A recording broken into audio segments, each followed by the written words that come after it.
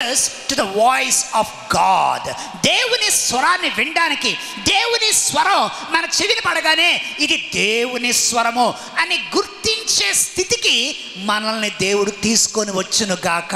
ఎవరైనా ఆమేన్ చెప్తారా ఆ మాటకి?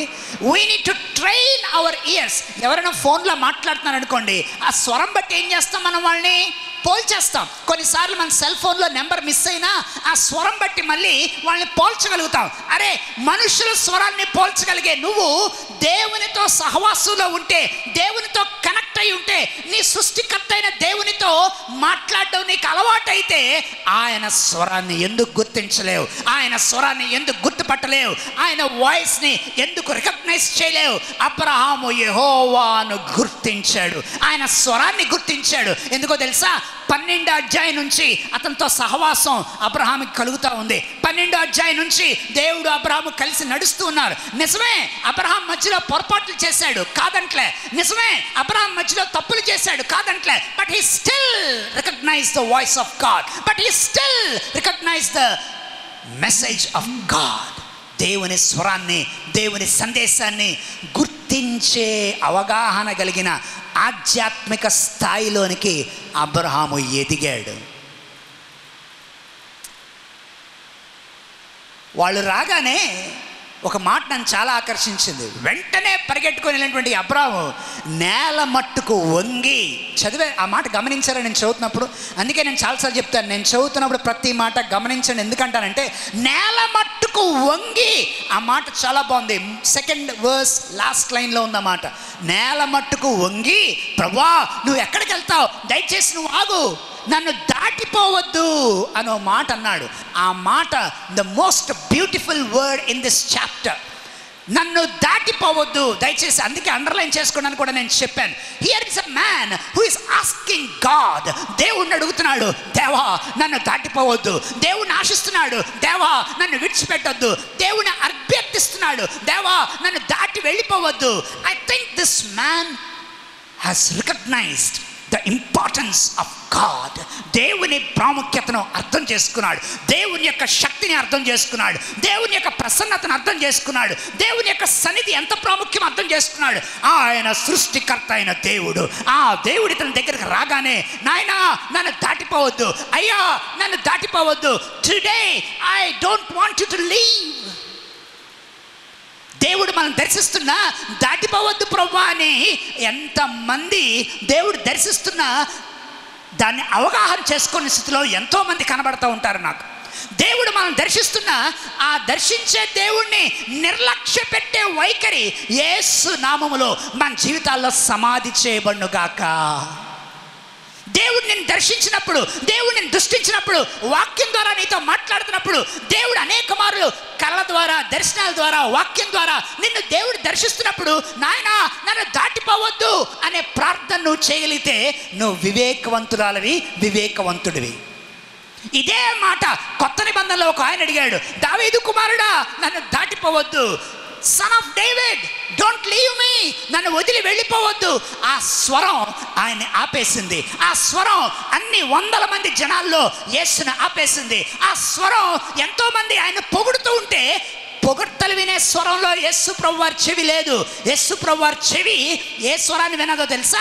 ఎవరైతే ఆక్రందన చేస్తున్నారో, ఎవరైతే ఆవేదనతో ఉన్నారో, ఎవరైతే జీవితంలోంచి ఒక నిరాశ నిస్పృహలోంచి ఒక కేక పెడుతున్నారో, ఆ కేకను వినగలిగే దేవుడు మనకు ఉన్నాడు. దేవునికి ఎవరైనా స్తోత్రం చెప్తారా?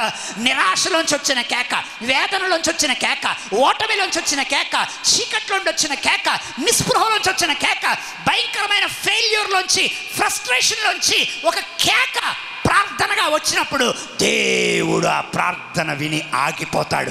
దేవునికి స్తోత్రం కలుగునుగాక. ఎంతోమంది హోసన్నా అంటుంటే, ఎంతోమంది దేవునికి స్తోత్రం అంటుంటే అవన్నీ చెవిన పడలేదు, కానీ ఒక్క కేక ఆయన ఆపేసింది, దావీదు కుమారుడా నన్ను దాటిపోవద్దు. ఇన్ ద సేమ్ వే ఆదికాండం 18వ అధ్యాయంలో కూడా అబ్రహాము విషయంలో కూడా, నాయనా నన్ను దాటిపోవద్దు అని ఆయన అడిగిన అభ్యర్థన, ఆ రిక్వెస్ట్ ఉందే, ఆ రిక్వెస్ట్ దేవుణ్ణి ఆపేసింది. God stopped. I love that. God stopped. దేవుడు ఆగాడు, ఆ ఇంటి దగ్గర ఆగాడు. ఆ గుడారం దగ్గర ఆగాడు, ఆ వృద్ధ దంపతుల ఇంటి దగ్గర ఆగాడు. లెక్క అయితే వీళ్ళిద్దరికీ అంత అవసరమా చెప్పండి? అబ్రాహాముని కూర్చోమని చెప్పి వాళ్ళ కోసం రకరకాల మెను అంతా తయారు చేశాడు. 18వ అధ్యాయంలో శారమ్మకు పని అప్పగించాడు, పని వాళ్ళకు పని అప్పగించాడు, వీళ్ళందరినీ సమస్తం రెడీ చేయమని చెప్పాడు. కిచెన్లో అంతా కూడా రెడీ అవుతూ ఉంది. వాళ్ళని కూర్చోబెట్టాడు. వాళ్ళకి అద్భుతంగా ఒక ఆతిథ్యాన్ని ఇస్తూ ఉన్నాడు. Is it necessary? ఇది అవసరమా? ఆ వృద్ధ దంపతులకి ఇంత పరిచర్య చేయడం అవసరమా? ఎస్. ఎందుకు అవసరమో తెలుసా? అబ్రాహాముకి దేవుడి మీద పెరిగిన ప్రేమ, దేవుని నామానికి మహిమ కలుగును గాక. ఆ దేవుని మీద కలిగిన ప్రేమ, ఆ దేవుని మీద పెరిగిన ఆప్యాయత, ఆ దేవుని మీద పెరిగిన అనుబంధం, ఆ దేవునితో పెరిగిన సహవాసం, ఆ దేవుని మీద ఏర్పడ్డ బంధం ఉందే, ఆ దేవునితో ఏర్పడ్డ సహవాసం ఉందే, అది అబ్రహాముని ఎంతైనా పరిచర్య చేయడానికి ప్రేరేపిస్తుంది. ఈ మాటలు ఎవరి కోసమో చాలా జాగ్రత్త వినండి. దేవుని మీద ప్రేమ ఉన్నవారు ఆయన కొరకు ఏ పరిచర్య అయినా చేస్తారు. నమ్మిన వాళ్ళు ఆమె చెప్తారు ఆ మాటకి. దేవుని మీద ప్రేమ ఉన్నవారు వాళ్ళు ఏ పరిచర్య అయినా చేస్తారు. అవసరమైతే ప్లేట్లు తీసేమన్నా లైన్లో తీసేస్తారు. అవసరమైతే ఆ వెంగిల విస్తరాకులు ఎత్తేయమ్మా అంటే ఎత్తేస్తారు. అవసరమైతే ఆ గ్లాసులని తీసి కడిగేయమ్మా అంటే కడిగేస్తారు. అవసరమైతే చీపురు పట్టుకొని తుడిచేయమ్మా అంటే తుడిచేస్తారు. దేవుని మీద ప్రేమ ఉన్నవారు ఏ పరిచర్య అయినా దేవుని కోసం చేయడానికి వెనుకంజ వేయరు. మనకు నామోషి ఏమో మన పిల్లల ప్లేట్లు తీయడం, మన పిల్లల గ్లాసులు తీయడం, మన పిల్లల చీపురు పట్టుకొని మందిరంలో తొట్టడం మనకు నామోషి ఏమో. దయచేసి అలా నామోషిగా ఫీల్ అవ్వకండి. దేవుని పరిచర్య కొరకు మీ పిల్లలు అలా చేయగలిగితే అది ఎంతో దీవెన మోసుకుంటున్నారు, ఎంతో దీవెన మూట కట్టుకుంటున్నారని జ్ఞాపకం చేసుకోమని ప్రభు పేరట మీకు మనవి చేస్తున్నాను. అబ్రాహాముకు దేవుని పట్ల ఉన్న ప్రేమ ఏంటో తెలుసా? అతిథిగా వచ్చాడు. ఆ అతిథిని కూర్చోబెట్టి పరిచర్య చేయడానికి అబ్రాహాము రెడీ అయిపోయాడు. వాళ్ళు చక్కగా కూర్చొని భోజనాన్ని చేస్తున్నారు. గమనించండి, వారు చెట్టు దగ్గర భోజనం చేస్తుండగా వాళ్ళకి ఆతిథ్యాన్ని ఇస్తూ 8వ వచనం లాస్ట్ లైన్, ఆ చెట్టు క్రింద నిలుచుండెను. They are dining and he's waiting. They are dining. వాళ్ళు భోజనం చేస్తుంటే వాళ్ళ పక్కన ఏం చేస్తుంటే తెలుసా? వెయిటర్గా హీఈస్ వెయిటింగ్ ఫర్ దెమ్. వాళ్ళ కోసం నిలబడి, అయ్యగారు ఇంకొంచెం వేసుకోండి సార్, సార్ ఇంకొంచెం తినండి, అయ్యా ఇది వేసుకోండి చాలా రుచిగా ఉంది, అబ్బో ఇది మా సారం భలే ఉండేదండి బాబు, మీకు తెలియదు భలే రుచిగా చేద్దాం, ఇది కూడా వేసుకోండి. కొంతమంది ఆతిథ్యం ఎంత ప్రేమగా ఇస్తారో తెలుసా? ఆతిథ్యం ఇవ్వడం కూడా ఒక పరిచర్యే. ఎంతమంది ఒప్పుకుంటారు? అంతేగాని ఈ టైంలో వచ్చాడేట్రా బాబు అని వంటగదిలో తప్పేళ్ళాలు ఇసిరేసి, గింది పైనుంచి కిందకి ఇసిరేసి, నా ప్లేట్లు దడేయాలని శబ్దాలు వచ్చి ఇసిరేసి, కోపాన్ని ఎవరి పట్ల చూపించాలో వ్యక్తం చేయలేక వస్తువుల మీద గిన్నెల మీద కోపాన్ని చూపించేవాళ్ళు లేకపోలేదు. దాన్ని మనం కొట్టిపారేయలేం. But at the same time ఆతిథ్యం ఇవ్వడం ఒక అద్భుతమైన పరిచర్య. అది దైవజనులకే కాదు, ఎవరికైనా ఆతిథ్యం ఇవ్వడం ఒక గొప్ప పరిచర్య. అందుకే నేను గృహప్రవేశాల్లో నన్ను చాలామంది పిలిచినప్పుడు కొన్నిసార్లు చెప్తాను, ఆ ఇల్లు అనేక మందికి ఆతిథ్యం ఇచ్చే ఇల్లుగా ఉండునుగాక అంటాను. You know why?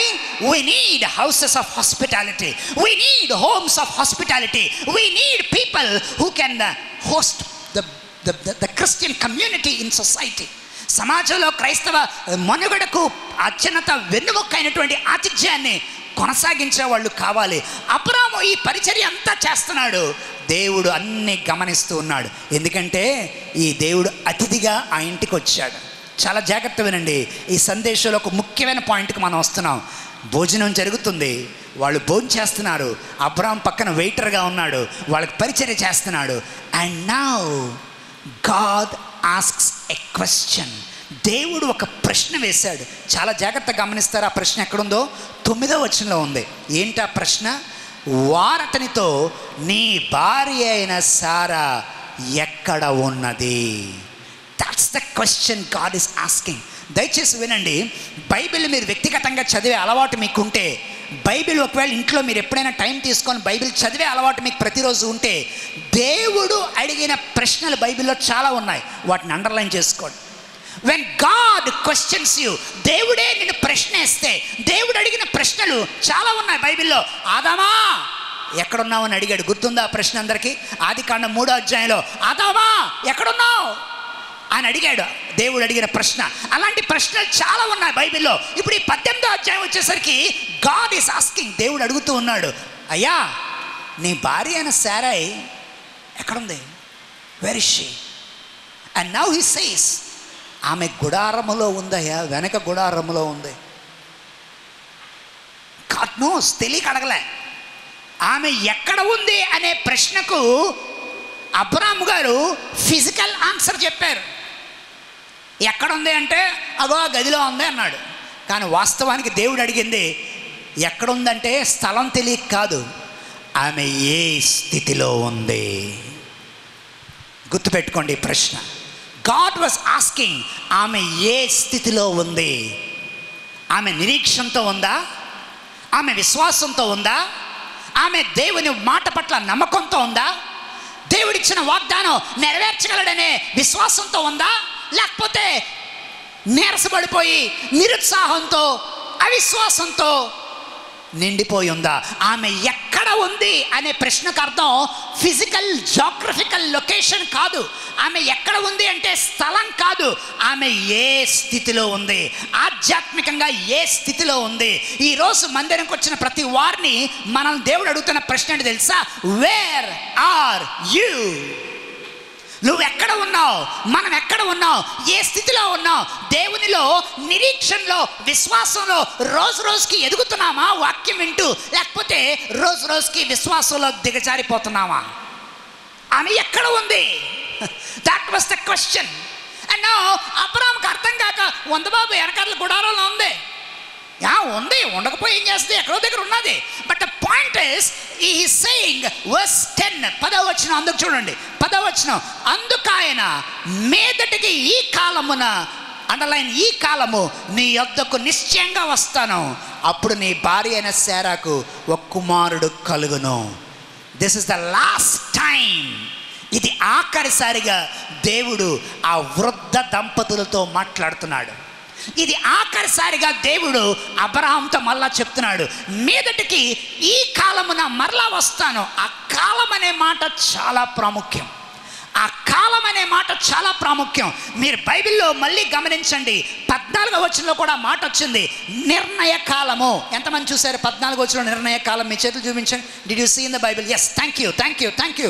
ఆ 14వ వచనంలో మీదటికి ఈ కాలమున నిర్ణయ కాలమందు 2 పదాలు వాడాడు. హీబ్రూ భాషలో 2 పదాలు ఎందుకు వాడాడో తెలుసా అండి?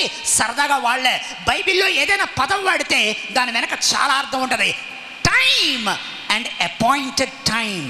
ఇంగ్లీష్లో 2 రాశారు, టైమ్ అండ్ అపాయింటెడ్ టైమ్. కాలం ఉంది, నిర్ణయించబడిన కాలం ఉంది. ఎప్పుడైనా మనం వర్ష సమయం, ఎండ సమయం, చలి సమయం అని అంటామా? వర్షాకాలం, ఎండాకాలం, చలికాలం అని అంటామా? చెప్పండి ఒకసారి. ఏమంటాం మనం? ఎండాకాలం, వర్షాకాలం, చలికాలం అంటామే కానీ వర్ష సమయం అండి, ఎండ సమయం అండి అని అందరూ ఎవరు? Because there is a difference. Time is different, seasons are different. మనం అందరం కూడా ఈరోజు సమయం 10:30 అయింది. 10:30కి మనం మందిరంలో ఉన్నాం. వీఆర్ ఆన్ టైంలో ఉన్నాం. కానీ ఒక్కొక్కరు ఒక్కొక్క సీజన్లో ఉన్నారు జీవితంలో. అర్థమైంది? ఒకే కాలంలో ఉన్నాం కానీ వేరు వేరు కాలాల్లో ఉన్నాం. ఒకే సమయంలో ఉన్నాం అందరం ఒకే సమయంలో 10:30కు ఉన్నాం. ఈ 10:30 అనే టైము విశాఖపట్నంలో అయినా 10:30, కేరళ వెళ్ళినా 10:30, నువ్వు ఢిల్లీ వెళ్ళిపోయినా 10:30. ఒకే సమయంలో ఉన్నాం కానీ జీవితంలో వేరు వేరు కాలాల్లో ఉన్నాం. కొంతమంది నిరాశ అనే కాలంలో ఉన్నారు, కొంతమంది ఎదురు చూపు అనే కాలంలో ఉన్నారు, కొంతమంది ప్రార్థనలకి జవాబులు రాక వెయిట్ చేసే కాలంలో ఉన్నారు, కొంతమంది జీవితంలో ఓడిపోయి దుఃఖం అనే కాలంలో ఉన్నారు, కొంతమంది అనారోగ్యాలతో పోరాడే కాలంలో ఉన్నారు, కొంతమంది అప్పులు తీర్చలేని కాలంలో ఉన్నారు, కొంతమంది ఉద్యోగాన్ని సంపాదించుకున్నామనే సంతోషంలో ఉన్నారు, కొంతమంది ట్రాన్స్ఫర్ ఎలా అవుతుందని ఆందోళనలో ఉన్నారు.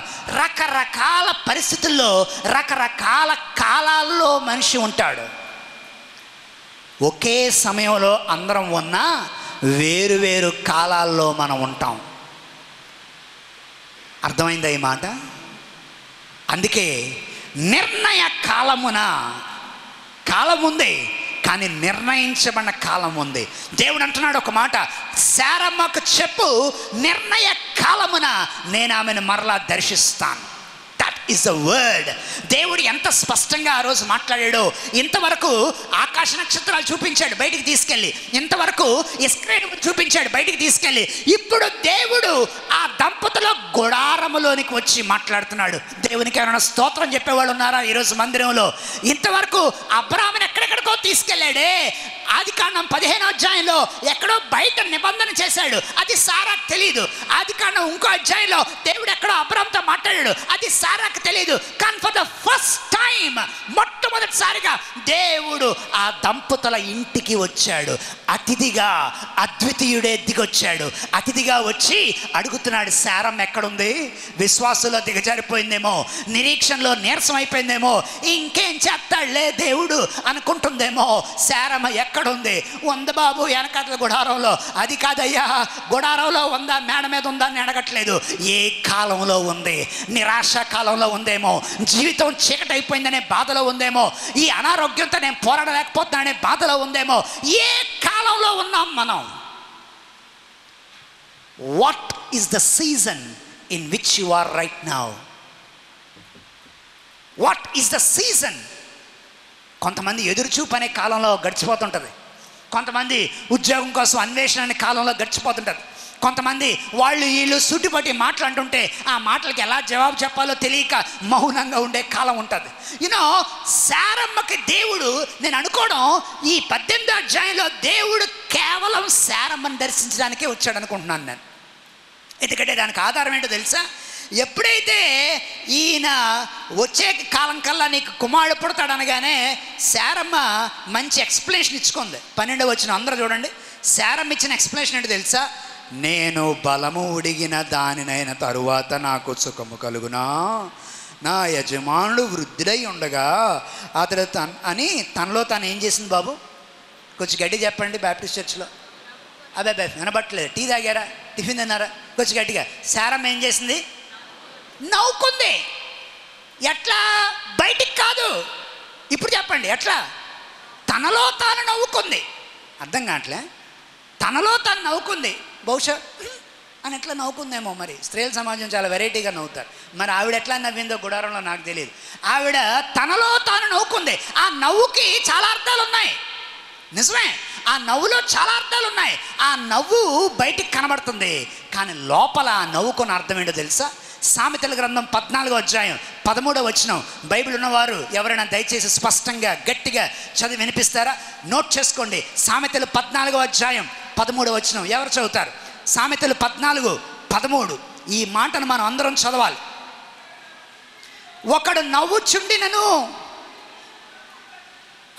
మళ్ళా చదవండమ్మా. ఒకడు నవ్వుచుండినను హృదయమున దుఃఖము ఉండవచ్చును. Underline that verse. ఆ వచనం దయచేసి పెన్లు పెన్సిల్ ఉన్నవారు అండర్లైన్ చేసుకోండి. ఒకడు నవ్వుతూ ఉండొచ్చు, కానీ హృదయం నిండా దుఃఖం ఉండొచ్చు. పైకి నవ్వుతూ ఉండొచ్చు, కానీ లోపల గుండెలు బద్దలయ్యే పరిస్థితిలో ఉండొచ్చు. పైకి నవ్వుతూ ఉండొచ్చు, కానీ లోపల ఎంతో వేదన ఉండొచ్చు. పైకి hey praise the Lord, how are you, బాగున్నావా? నేను బాగున్నాను అని బాలేమని ఎవరో చెప్పంగా.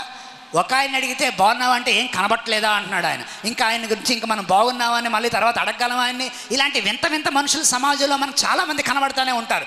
శారమ్మ బయటికి నవ్వుతుంది, కానీ సామెతలు రాసినటువంటి జ్ఞాని ఒక మాట అంటున్నాడు. ఏమంటున్నాడు తెలుసా? ఒకడు బయటికి నవ్వుతూ ఉండొచ్చు, చూడండి, కానీ హృదయంలో ఏముండవచ్చు? చాలా దుఃఖం ఉండొచ్చు. ఈరోజు ఈ మందిరంలో చాలామంది జీవితంలో ఆ స్థితిలో ఉన్న వాళ్ళు ఉన్నారు. పైకి మనందరం నవ్వుతానే ఉంటాం, కానీ ఏడవడానికి 100 కారణాలు జీవితంలో ఉంటాయి. బయటికి మనం అందరం నవ్వుతానే ఉంటాం, నిరాశపడ్డానికి 100 కారణాలు జీవితంలో ఉంటాయి. పైకి మనం అందరం నవ్వుతానే ఉంటాం, కానీ దుఃఖపడ్డానికి కుటుంబంలో ఏవో సంఘటనలు ఉంటాయి. పైకి మనం అందరం నవ్వుతానే ఉంటాం, కానీ ఎక్కడో ఒక లోటు, ఎవరో తీర్చలేని లోటు, ఎవరో భర్తీ చేయలేని లోటు, ఏదో ఒక వెలితి, అది ఒక్క దేవుడికి మాత్రమే తెలుసు. పైకి అందరూ నవ్వుతా ఉన్నంత మాత్రాన అందరూ హ్యాపీగా ఉన్నారని దయచేసి అనుకోవద్దు. పైకి అందరూ నవ్వుతా ఉన్నంత మాత్రాన అందరూ చాలా సంతోషంగా ఉన్నారని అనుకోవద్దు.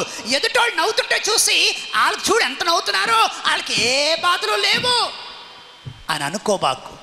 కొంతమంది తమ దుఃఖాన్ని కప్పుకోవడానికి పైకి నవ్వుతూ ఉంటారు. ఎంతమందికి అర్థమవుతుంది ఈ సందేశం ఈరోజు? God knows there are some people in this church.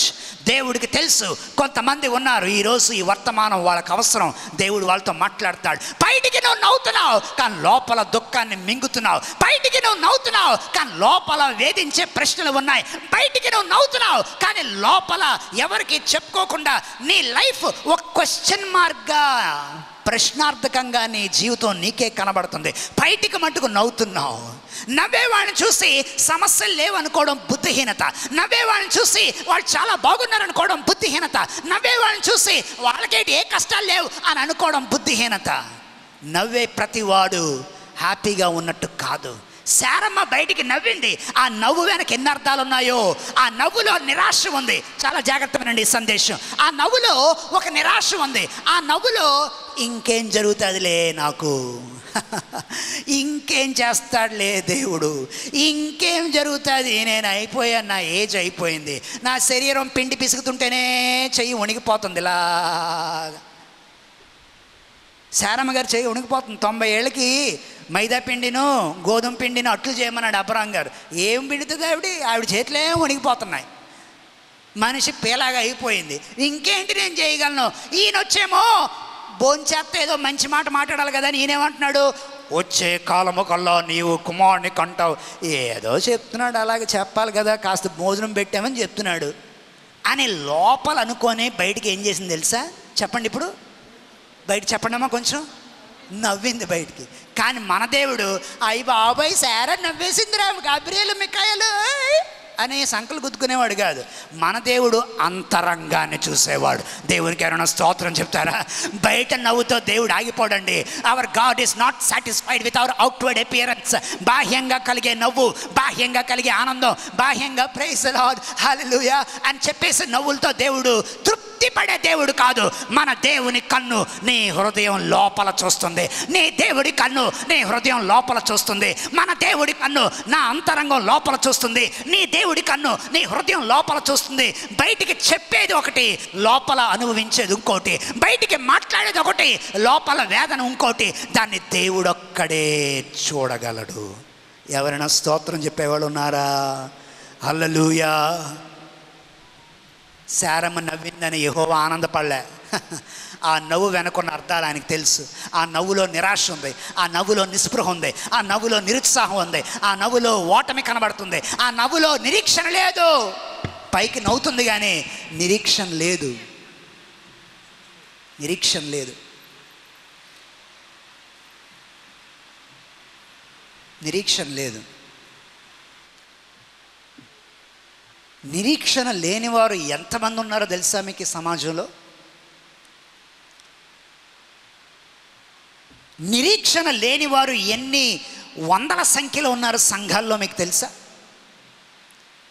నిరీక్షణ జీవితంలో కోల్పోయిన వారు ఎన్ని వందల వేల సంఖ్యలో సంఘాల్లో, క్రైస్తవ సంఘాల్లో ఉన్నారో మీకు తెలుసా?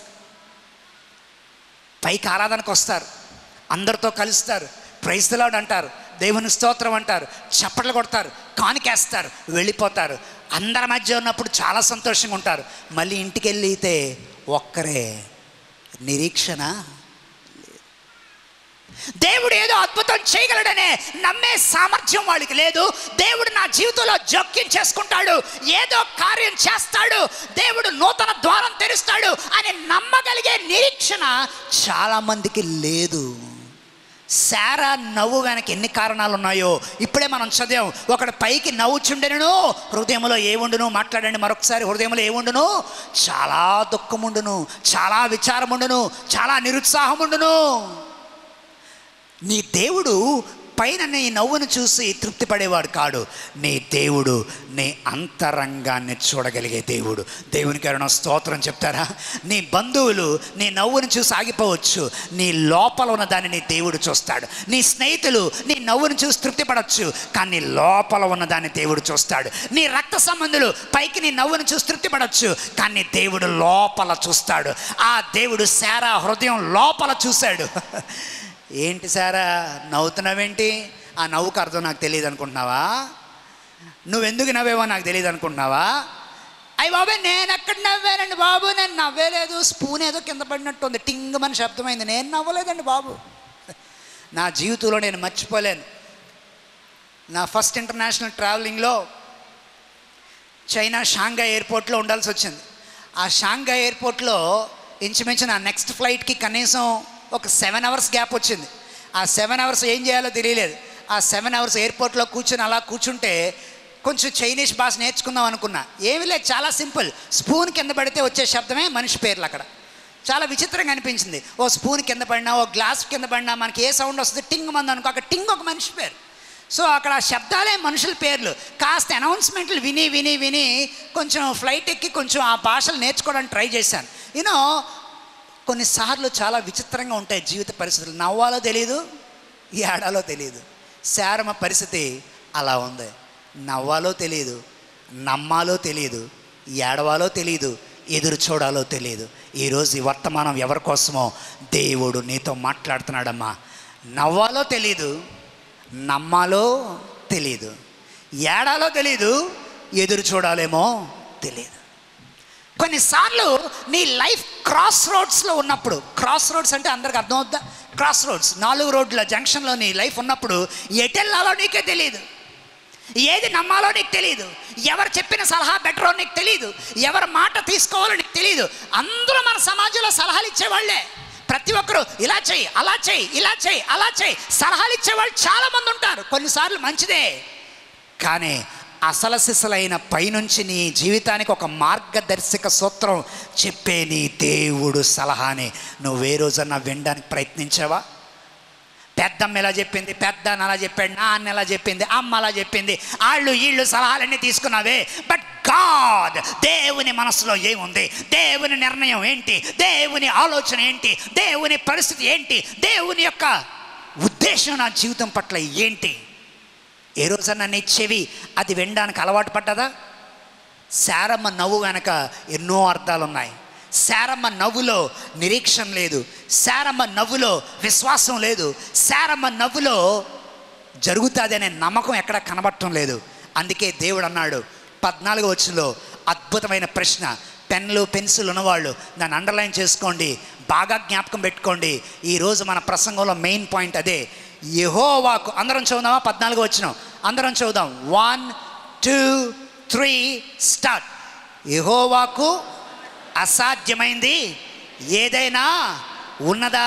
మళ్ళా చదువుదాం. 1 2 3. యెహోవాకు అసాధ్యమైనది ఏదైనా ఉన్నదా? మూడోసారి చదువుదాం. యెహోవాకు అసాధ్యమైనది ఏదైనా ఉన్నదా? దేవునికి స్తోత్రం చెప్తారా అందరూ కూడా? హల్లెలూయా. యెహోవాకు అసాధ్యమైనది ఏదైనా ఉన్నదా? ఈ మాట శారమ్మ వినాలి. ఎందుకంటే జాగ్రత్త వినండి, ఇంతవరకు దేవుడు అబ్రాహాముతోనే మాట్లాడాడు.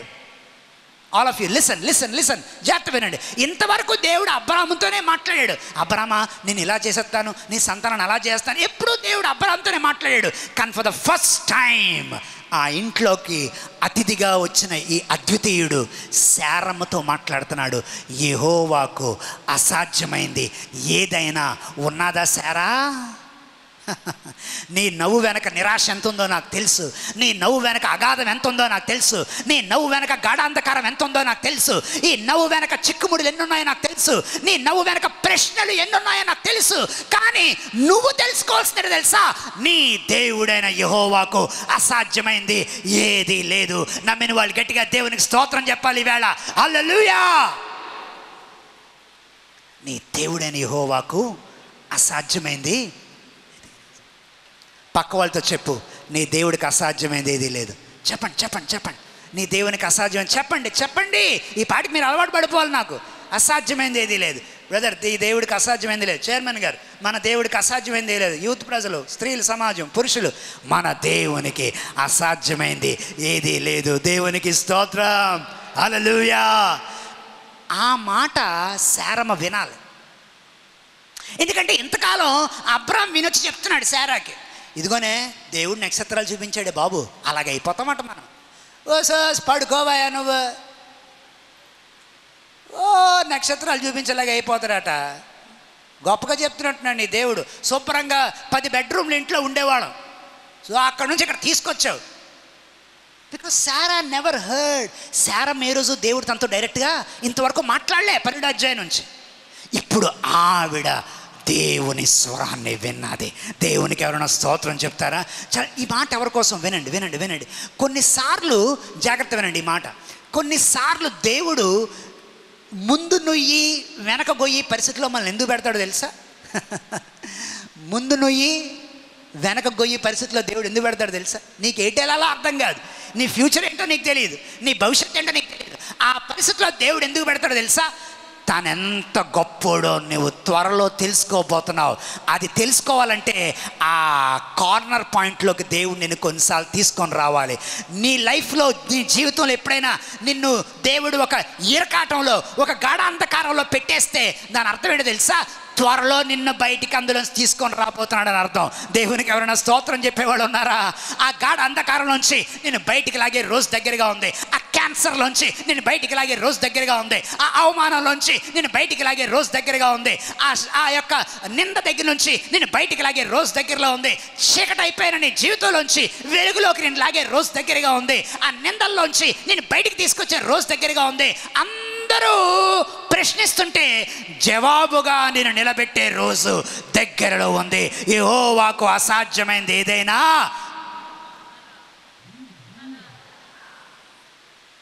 దేవునికి స్తోత్రం చెప్తారు ఎవరైనా? మీకా గ్రంథం, త్వరగా త్వరగా మీకా గ్రంథం తిప్పాలి త్వరగా. మీకా గ్రంథం కొత్త నిబంధనలు ఎతికారు కనుక పాత నిబంధనలో మీకా గ్రంథం. ఈ మాట అందరం చూద్దాం. I love this. ఈ మాట ఎందుకు దేవుడు నాకు జ్ఞాపకం చేస్తున్నాడో, this is very important my friends. Micah గ్రంథం 7వ అధ్యాయం. I love this. పెన్లు, పెన్సిళ్ళు, ప్రతి ఒక్కరు దేవుని వాక్యం చదివితే మనం దేవునిలో ప్రేమలో పడతాం. అందుకే బైబిల్ తెరిచి ఉంచండి, బైబిల్ చూడండి. దయచేసి బైబిల్ తెచ్చుకోండి. మందిరానికి టికెట్ లేకుండా ట్రైన్ ఎక్కాం, హాల్ టికెట్ లేకుండా ఎగ్జామ్కి వెళ్ళాం, బైబిల్ లేకుండా మందిరంకి ఎట్లా వస్తాం? Please bring your Bibles. Micah గ్రంథం 7వ అధ్యాయం. కమాన్, ఫోన్లో ఉన్న చూడండి, యాప్లో 7వ అధ్యాయం 7వ వచనం నుంచి ఒకసారి అందరం కలిసి చదువుదామా? మీకా గ్రంథం 7వ అధ్యాయం 7వ వచనం నుంచి 1, 2, 3 స్టార్ట్. అయినను యెహోవా కొరకు నేను ఎదురు చూచెదను, రక్షణకర్తయగు నా దేవుని కొరకు నేను కనిపెట్టి ఉందును. నా దేవుడు నా ప్రార్థన ఆలకించును. నా శత్రువా నా మీద అతిశయపడొద్దు. నేను కింద పడినా వావ్ తిరిగి లేచుదును. నేను అంధకారంలో కూర్చున్నా యెహోవా నాకు వెలుగ్గా ఉండును. నేను యెహోవా దృష్టికి పాపము చేసితిని గనుక ఆయన నా పక్షంగా వ్యాజ్యమాడి నా పక్షముగా న్యాయము తీర్చి నేను ఆయన కోపాగ్నిని సహింతును. ఆయన నన్ను వెలుగులోనికి రప్పించును, ఆయన నీతిని నేను చూచెదను. గట్టిగా దేవునికి స్తోత్రం చెప్దామా అందరం కూడా? హల్లెలూయా. ఎంత గొప్ప మాటలండి, ఎంత గొప్ప మాటలండి. నాకు ఎప్పుడైనా దూరంగా ట్రైన్ జర్నీ చేయాల్సి వచ్చినప్పుడైనా, ఫ్లైట్లో వెళ్తున్నప్పుడైనా ఈ వచనాలు నా బైబిల్లో ఒళ్ళో పెట్టుకొని పదే పదే ఆ వచనాలన్నీ మళ్ళీ చదువుతుంటాను నేను. నాకు అది ఒక అలవాటు అయిపోయింది. ఎంత గొప్ప మాటలో, యెహోవా కొరకు నేను ఎదురు చూస్తాను, యెహోవా కొరకు నేను కనిపెట్టుకుంటాను. ఆయన ఏం చేస్తాడో తెలుసా? ఆయన నా ప్రార్థన వింటాడు. ఏదో ఒక రోజు నా శత్రువా నా మీద ఏం చేయొద్దు, అతిశయపడద్దు. క్యాన్సర్తో చెప్పాలా, నా శత్రువా నా మీద ఏం చేయొద్దు, అతిశయపడద్దు. అప్పులతో చెప్పాలా, నా శత్రువా నా మీద ఏం చేయొద్దు, అతిశయపడద్దు. నిరుద్యోగంతో చెప్పాలా, నా శత్రువా నా మీద అతిశయపడద్దు. నిందలు, అవమానాలు, బాధలు, కష్టాలు నీ జీవితం మీద చుట్టేసినప్పుడు, గాఢాంధకారంలోకి నువ్వు వెళ్ళిపోతూ ఉన్నప్పుడు నువ్వు చెప్పాలా, నా శత్రువా నా మీద అతిశయపడద్దు. నేను చీకట్లోంచి వెలుగులోకి వచ్చే రోజు దగ్గరలో ఉంది. నమ్మిన వాళ్ళు దేవునికి స్తోత్రం చెప్పండి. హల్లెలూయా. ఇప్పుడు చీకటిగానే ఉంది కానీ బయటకు వచ్చే రోజు దగ్గరలోనే ఉంది. ఇప్పుడు చీకటిగానే ఉంది కానీ వెలుగును చూసే రోజు దగ్గరగా ఉంది. ఇప్పుడు నొప్పిగా ఉంది కానీ స్వస్థత వచ్చే రోజు దగ్గరగా ఉంది. ఇప్పుడు వేదనగా ఉంది కానీ నాకు విడుదల వచ్చే రోజు దగ్గరగా ఉంది. ఇప్పుడు చేదుగా ఉంది కానీ రుచికరంగా నా జీవితం మారే రోజు దగ్గరలో ఉంది. దేవుని నామానికి మహిమ కలుగును గాక. ఎవరి కోసం ఈ మాటలో ఈరోజు పరిశుద్ధాత్ముడు మాట్లాడుతున్నాడు. శారమ్మ విన్నది ఫస్ట్ టైం. ఇంతవరకు అబ్రాం విని చెప్పాడు కానీ ఇప్పుడు దేవుడు శారమ్మతో మాట్లాడాడు. జాగ్రత్త వినండి, జాగ్రత్త వినండి. ఈ ఫ్యామిలీ డ్రామాలో listen to me very carefully. ఈ ఫ్యామిలీ డ్రామాలో దేవుడు ముగ్గురితోనే మాట్లాడాడు. అబ్రాహాముతో మాట్లాడాడు, హాగరుతో మాట్లాడాడు, శారాతోనే మాట్లాడాడు. I love that. ముగ్గురితోనే మాట్లాడాడు. ముగ్గురు 3 రకాల క్యారెక్టర్లు. అబ్రాహాం ఏమో ఒక టైపు, హాగరేమో ఒక టైపు, శారమ్మేమో ఒక టైపు. దేవుడి ముగ్గురు వేరు వాళ్ళ లోపాలనే చూశాడు. ఈ మాట జాగ్రత్తమేనండి. Thank you Jesus. ఈ మాట ఎవరి కోసమో. దేవుడు వాళ్ళ లోపాలని చూశాడు. లోపాలను చూసి వాళ్ళని పక్కన పెట్టలే. లోపాలను చూసిన దేవుడే వాళ్ళ దగ్గరికి వచ్చి మాట్లాడాడు. దేవునికి ఎవరైనా స్తోత్రం చెప్తారా? హల్లెలూయా. మనం లోపాలు తెలిస్తే లాడ్ రైట్ కాదండి, లీడ్ రైట్ కాదండి, లాడ్ రైట్ కాదండి, లీడ్ అందరినీ పక్కన పెడతాం మనం. కానీ మన దేవుడు ఎలా అంటాడో తెలుసా? శారాలో ఉన్న లోపాలని తెలుసు. 16వ అధ్యాయంలో కథా స్క్రీన్ ప్లే దర్శకత్వం అంతా ఆవిడదే, హాగర్ని ఇవ్వడానికి. శారాలో లోపాలు ఉన్నాయని చెప్పి దేవుడు ఆమెతో మాట్లాడడం మానేలే, ఆవిడతో మాట్లాడడానికి దిగొచ్చాడు దేవుడు. అబ్రాహాంలో లోపాలు ఉన్నాయి తెలుసు, కానీ ఆ అబ్రాహాంతోనే దేవుడు దిగొచ్చి మాట్లాడాడు. హాగర్లో లోపాలు ఉన్నాయని తెలుసు, కానీ ఆ హాగర్తోనే దేవుడు మాట్లాడాడు. నీలో ఉన్న లోపాన్ని చూసేవాడు మనిషి, నీలో ఉన్న విలువను చూసేవాడు దేవుడు.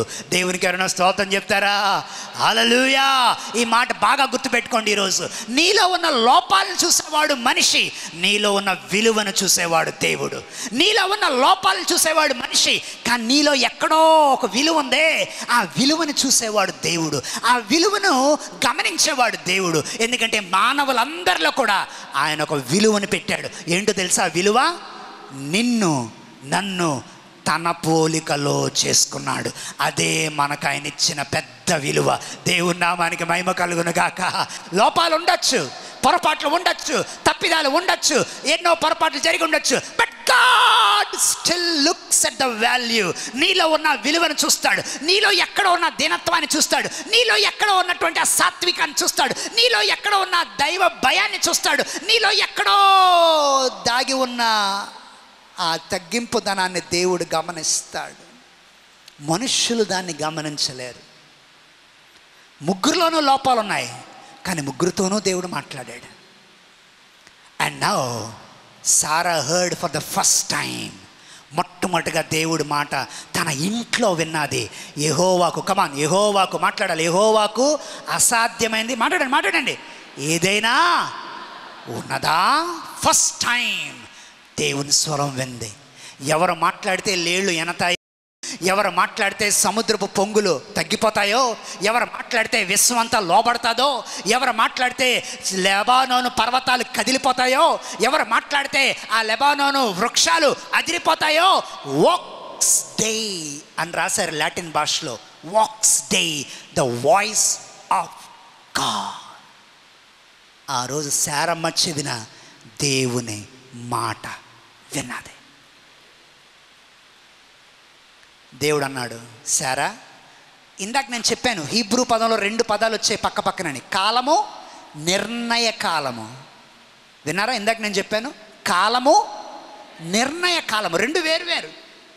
అందరం ఇప్పుడు 11 అవుతుంది, అందరం సమయంలోనే ఉన్నాం, కానీ వేరు పరిస్థితుల్లో ఉన్నాం జీవితంలో, వేరు కాలాల్లో ఉన్నాం జీవితంలో.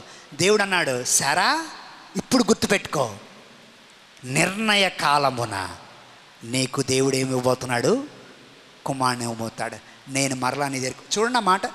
ఆదికాండం 18లో ఉన్నాం. బైబిల్ మూసేయలేదు కదా ఎవరు? నాకు తెలుసు మీరు మూసేయలేదు, మీరు చాలా మంచివారు. ఆదికాండం 18వ అధ్యాయం. We're in chapter 18 and look at verse 14. యెహోవాకు అసాధ్యమైనది ఏదైనా ఉన్నదా? మీదటికి ఈ కాలమున, చదవండి, నిర్ణయ కాలమందు నీ వద్దకు తిరిగి వచ్చేదను, అప్పుడు శారాకు కుమారుడు కలుగును. నిర్ణయ కాలము బైబిల్లో నాకు బాగా నచ్చిన అధ్యాయం. ప్రతిదానికి సమయం కలదు.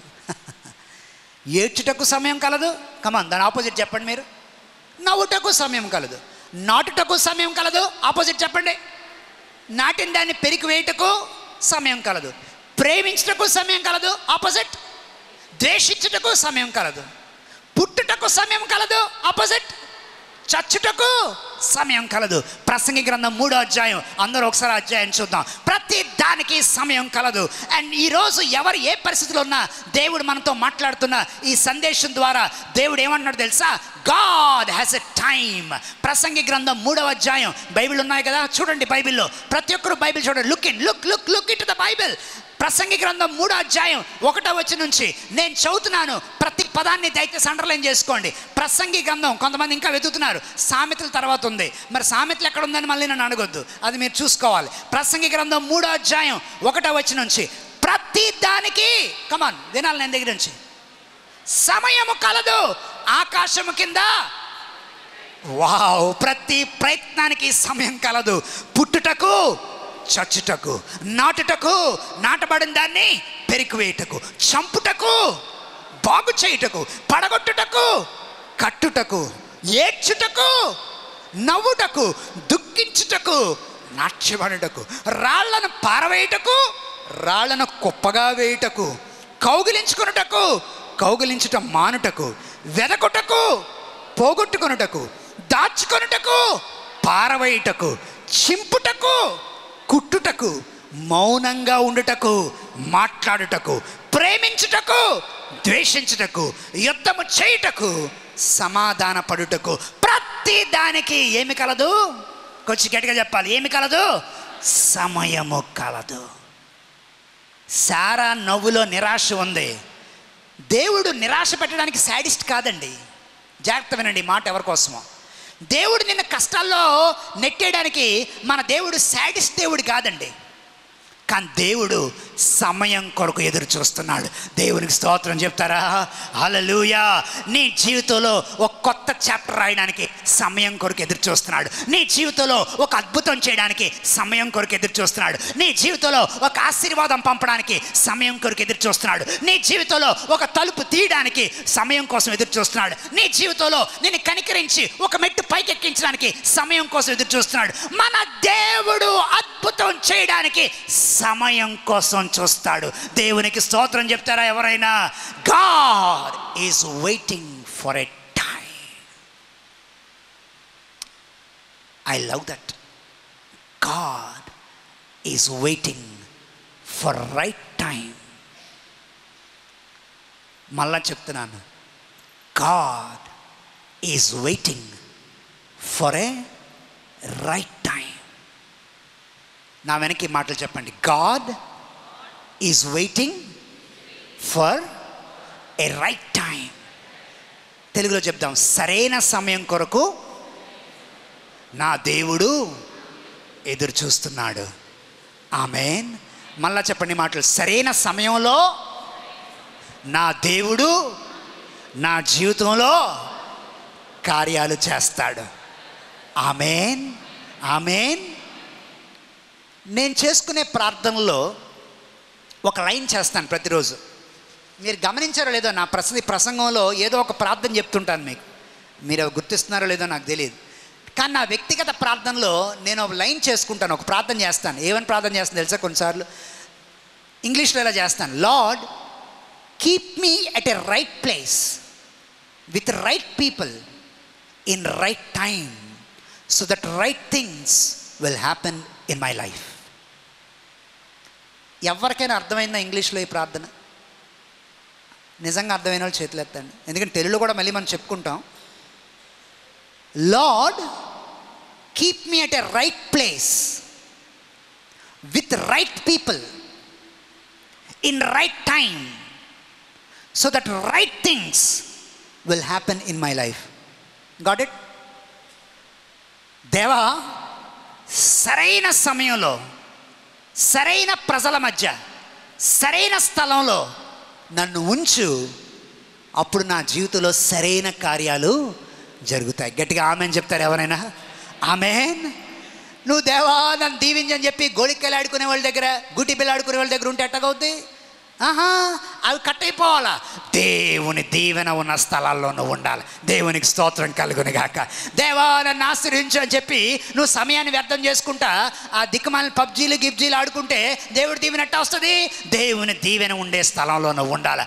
Lord keep me at a right place, సరైన ప్లేస్లో, సరైన మనుషుల మధ్య, సరైన సమయంలో నన్నుంచు. అప్పుడు సరైన కార్యాలు నా జీవితంలో జరుగుతాయి. టైం. బొకారో ఎక్స్ప్రెస్ లాగా దేవుడు ఎప్పుడు లేట్ అయ్యేవాడు కాదు. నా చిన్నప్పటి నుంచి బొకారో ఎక్స్ప్రెస్ ఎప్పుడు లేటే. నా జీవితంలో ఏ రోజు టైంకి వచ్చిన దాఖలాలు లేవు. మా నాన్నగారు రైల్వే ఏమో, ఆ రైల్వే టైమింగ్స్ అన్నీ కొన్ని కంఠస్థం వచ్చేసాయి కొంచెం చిన్నప్పుడే. దేవుడు ఏ రోజు 10 నిమిషాలు ముందు రాడు, పావుగంట ఆలస్యంగా రాడు. He comes in the right time. దేవునికి స్తోత్రం కలుగును గాక. దేవుడు ఎప్పుడు రైట్ టైంలో నీ జీవితంలో అడుగు పెడతాడు. ఈరోజు అన్నీ మూసుకుపోయి ఉండొచ్చు, కానీ దేవుడు ద్వారం తెరిస్తే దాన్ని ఎవ్వరూ ఆపలేరు. కానీ ఆ ద్వారం తెరిచేదాకా నువ్వేం చేయాలి తెలుసా? దేవుని దగ్గర కనిపెట్టుకుంటూ ఉండాలి. నమ్మిన వాళ్ళు దేవునికి స్తోత్రం చెప్పండి. అందుకే బైబిల్లో చాలాసార్లు రాశాడు కీర్తనలో, యెహోవా కొరకు కనిపెట్టుకున్న వారు ధన్యులు, యెహోవా కొరకు కనిపెట్టుకున్న వారు ధన్యులు, యెహోవా కొరకు కనిపెట్టుకున్న వారు ధన్యులు. నీ జీవితంలో దేవుడు జోక్యం చేసుకోవడానికి సరైన సమయం కొరకు దేవుడు ఎదురు చూస్తున్నాడు. విచిత్రం ఏంటంటే మనకు నచ్చిన టైంలో మనం ప్రార్థనలు చేస్తాం, దేవుడు కూడా ఆయన నిర్ణయించిన సమయంలోనే జవాబిస్తాడు. ఎంతమందికి అర్థమైంది ఈ మాట? మనకు నచ్చిన టైంలో మనం ప్రార్థన చేస్తాం. ఇంట్లో వంట అంతా అయిపోయాక ప్రార్థన చేసిన వాళ్ళు ఒకరు, తెల్లారే ప్రార్థన చేసిన వాళ్ళు ఒకరు, వంట అయిపోయి తెల్లారైపోయి మధ్యాహ్నం బజ్జున్నాక సాయంకాలం చేసుకుందాంలే అనుకునే వాళ్ళు కొంతమంది. మనకు నచ్చిన టైంలో మనం ప్రార్థన చేస్తాం, దేవుడు నిర్ణయించిన టైంలో జవాబులు ఇస్తాడు. నమ్మిన వాళ్ళు దేవునికి స్తోత్రం చెప్తారా? ప్రతి దానికి సమయం కలదు. ఈరోజు ధైర్యం తెచ్చుకోవాలి సందేశం వింటున్న వాళ్ళు, నిరీక్షణ తెచ్చుకోవాలి సందేశం వింటున్న వాళ్ళు, బలం తెచ్చుకోవాలి సందేశం వింటున్న వాళ్ళు, విశ్వాసం తెచ్చుకోవాలి దేవునిలో సందేశం వింటున్న వాళ్ళు. ఎందుకంటే దేవుడు ఈరోజు నిన్ను లేపాడంటే నీ జీవితంలో ఇంకా చేయాల్సిన కార్యాలు ఏవో ఇంకా ఉన్నాయి. నమ్మిన వాళ్ళు దేవునికి ఆమేన్ చెప్పండి. ఆమేన్.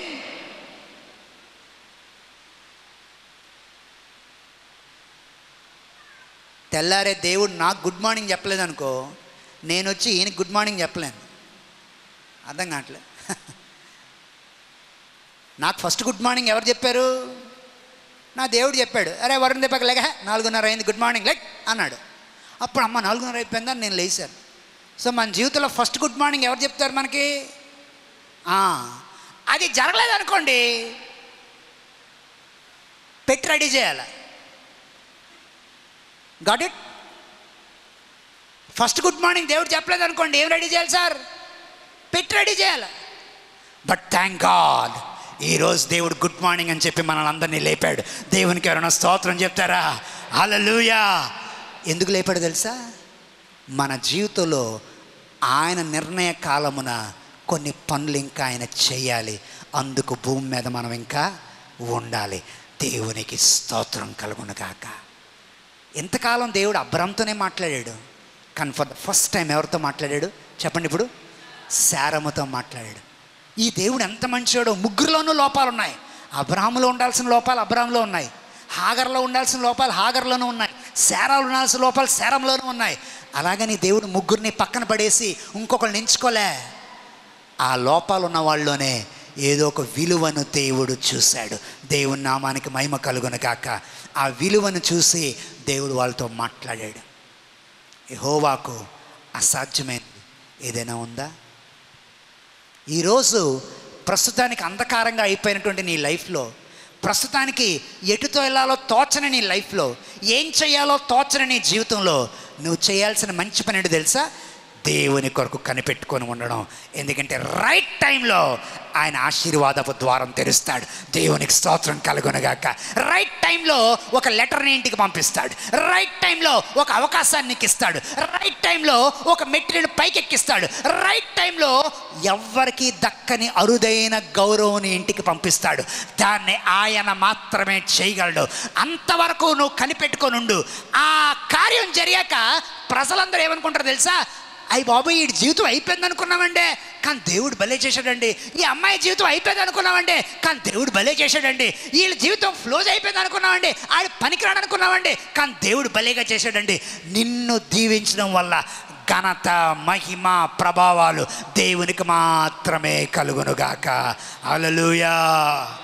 That is how God works. That is how God works. నిరీక్షణ కోల్పోవద్దు, విశ్వాసాన్ని కోల్పోవద్దు, నమ్మకాన్ని కోల్పోవద్దు. ఎందుకంటే దేవుడికి అసాధ్యమైంది ఏది లేదు. ఈ సత్యం వాళ్ళకి తెలియాల. అందుకే దేవుడు ఎంతకాలం వాళ్ళని వెయిట్ చేయించాడు. ఈ పక్కనున్న మనుషులు కూడా వింతైన మనుషులండి. వాళ్ళు కూడా వచ్చి, ఏ అమ్మా సారా, దేవుడు ఏదో బిడ్డనెత్తాడన్నావు, ఇంకా అవ్వలేదా? మన చుట్టూ ఉన్న మనుషులు కూడా ఎలాంటి వాళ్ళు తెలుసా? మన బాధను పంచుకునే మనుషులు కాదు, చెప్పండి మీరే. గాయాన్ని ఏం చేసే మనుషులు చెప్పండి మీరే, రేపే మనుషులు. కానీ శారమ్మ అందరికీ ఏం చెప్తూ వచ్చిందో, మరి దేవుడు చెప్పాడు, దేవుడు చేస్తాడు, ఎదురు చూస్తున్నాం, మా ఆయన గారు నేను ఎదురు చూస్తున్నాం.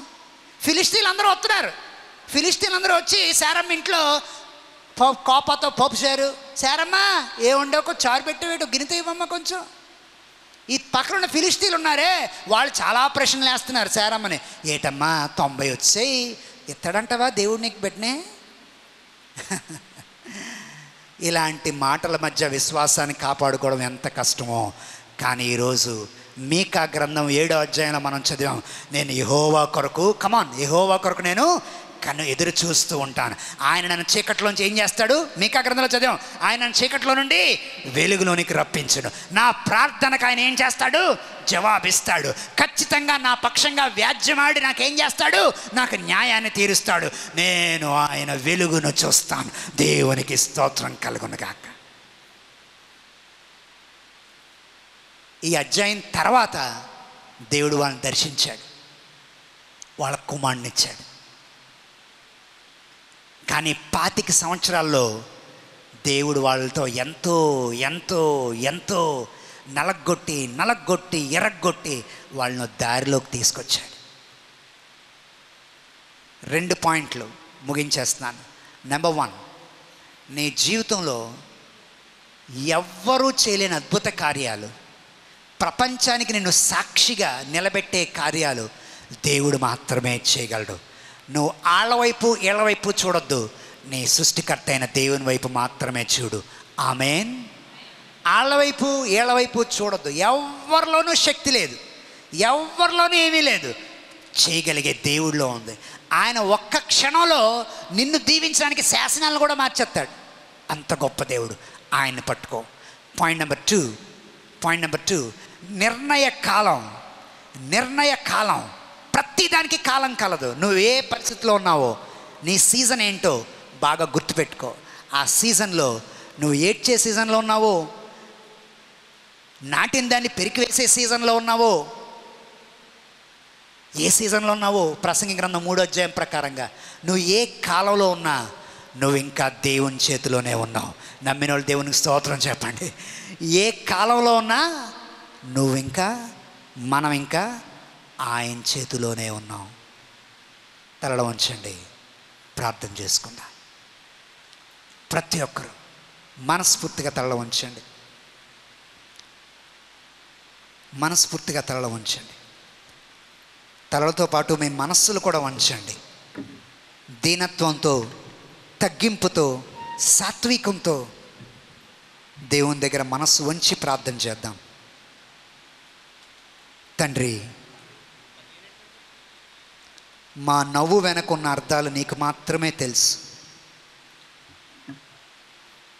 మా నవ్వు వెనకున్నటువంటి నిరాశ, నిస్పృహలు నీకు మాత్రమే తెలుసు. నలుగురు మా నవ్వునే చూస్తున్నారు. ఆ నవ్వు లోపల ఉన్న అర్థాన్ని నువ్వు మాత్రమే చూడగలవు. అది నీకు మాత్రమే సాధ్యం నాయన. ఈరోజు ఎంతమంది మనస్ఫూర్తిగా మనస్సు వంచి ఈ ప్రార్థనలు ఏకీవిస్తున్నారు.